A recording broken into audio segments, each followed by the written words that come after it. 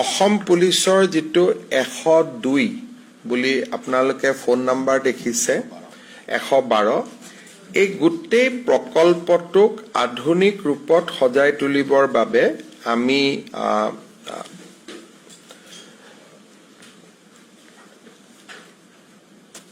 97.90 কোটি টকাৰ অনুমোদন দিও এই আঁচনিটো এনেকুৱা হ'ব যে 200 খন পুলিচৰ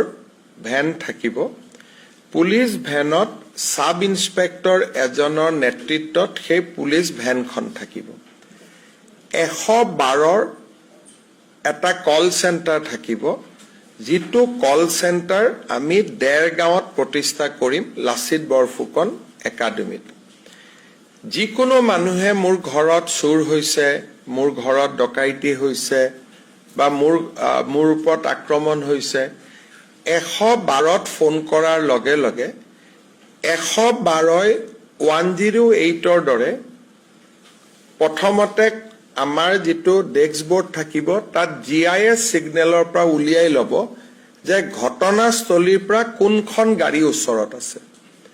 আৰু সেই গাড়ীখনক তেওঁলোকে নিৰ্দেশ দিব যে পানবজাৰত আক্ৰমণ এটা হৈছে বা ঘটনা এটা হৈছে আপুনি পানবজাৰৰ কাষত আছে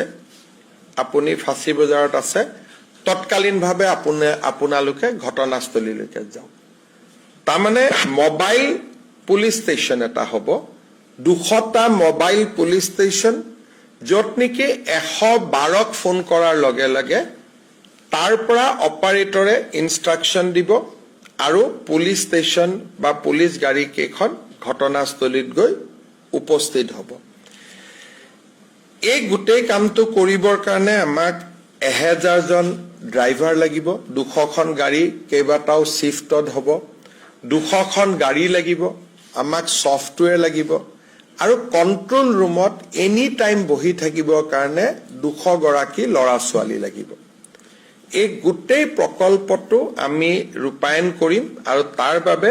100 কোটি টকা আজি কেবিনেটত অনুমোদন দিয়া হৈছে এনে ধৰণৰ আধুনিক 112ৰ সেৱা উত্তৰ প্ৰদেশ আৰু তেলেংগানা চৰকাৰে খুব ভালকৈ ৰূপায়ণ কৰি আছিল আমি এই সেৱাটো এতিয়া অসমতো আৰম্ভ কৰিম